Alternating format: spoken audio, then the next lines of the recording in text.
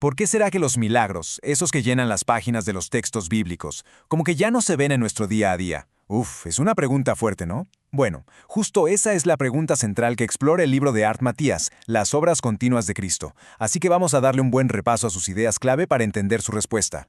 El autor nos pone de frente un dilema. A ver, si la fuente de poder que actuaba a través de Jesús es, por definición, la misma hoy que ayer, ¿por qué no vemos los mismos resultados? Esta es la tensión, el meollo del asunto que va a guiar todo su análisis. Y aquí está su primera respuesta. Así, de entrada, el autor afirma que el problema no está en Dios, para nada. Su poder, su amor, su compasión, todo eso sigue intacto. La idea de fondo es que la disponibilidad de ese poder nunca se ha ido. Ok, para poder entender por qué estas obras ya no se ven tanto, el autor dice, primero lo primero, hay que definir bien qué son. Esta sección entonces pone los cimientos de lo que él llama las obras de Cristo. El punto clave aquí no es solo la lista, sino el propósito detrás de cada acción. El autor argumenta que cada una de estas obras tenía un objetivo muy claro: mostrar cómo es Dios, hacerle frente al mal y sobre todo ofrecer libertad. Y lo más importante es que no las presenta como algo exclusivo de Jesús, sino más bien como un modelo a seguir. Aquí el autor nos lleva por un camino de pura lógica. Si la fuente de poder, o sea Dios, es constante, pero los resultados ya no son los mismos, pues la variable tiene que estar en otro lado, en el canal, es decir, en nosotros, las personas. Bueno, si el problema somos nosotros, ¿cuál es el diagnóstico exacto? El autor le pone nombre y apellido, y de hecho le dedica gran parte de su análisis: la incredulidad. Ojo, es súper importante entender cómo define el autor la incredulidad. No está hablando de la duda que le puede dar a cualquiera, no. Él sostiene que es algo más sistémico, como un conjunto de doctrinas dentro de la Iglesia que en la práctica han acostumbrado a la gente a no esperar que el poder de Dios se manifieste hoy. Y para respaldar este punto, recurre a este ejemplo bíblico que es, muy revelador. Señala que incluso Jesús se vio limitado, y no por falta de poder propio, sino por el ambiente de incredulidad que lo rodeaba. El argumento entonces es que la fe del entorno es un factor clave. Y aquí va otro ejemplo fundamental. La falta de resultados no se le achaca a una incapacidad de los discípulos. Jesús la conecta directamente con la incredulidad. Desde esta perspectiva, la responsabilidad de la fe recae en todos los que están involucrados en la situación. Entonces, si el gran problema es la incredulidad, ¿de dónde salió? El autor sostiene que no es algo que pasó por accidente. Propone que es el resultado directo de enseñar lo que él llama otro evangelio. Aquí el autor nos presenta un contraste, fundamental. Por un lado, un mensaje centrado en Dios, que pide obediencia, que pide transformación. Y por el otro, un mensaje centrado en la persona, enfocado en el beneficio propio.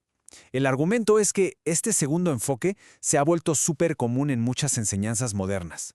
Y aquí se detallan las consecuencias de esta enseñanza. Según el autor, cada uno de estos puntos va sumando a una cultura de incredulidad. A ver, si los milagros ya no pasan, pues no hay por qué esperarlos. Si las acciones no importan para la salvación, la obediencia como que pierde su sentido de urgencia.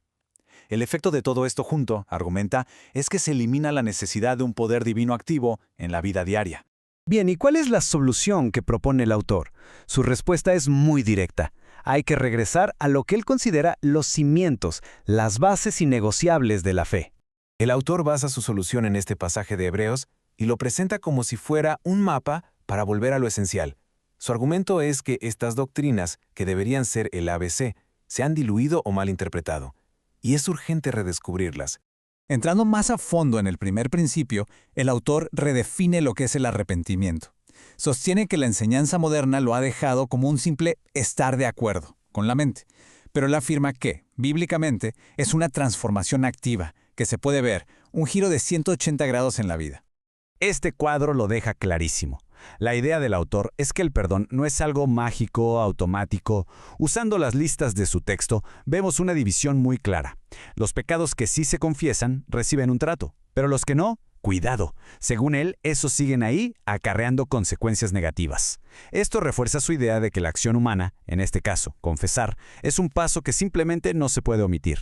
Y para terminar, el autor junta todos estos puntos en dos maneras de ver el mundo, dos cosmovisiones totalmente opuestas.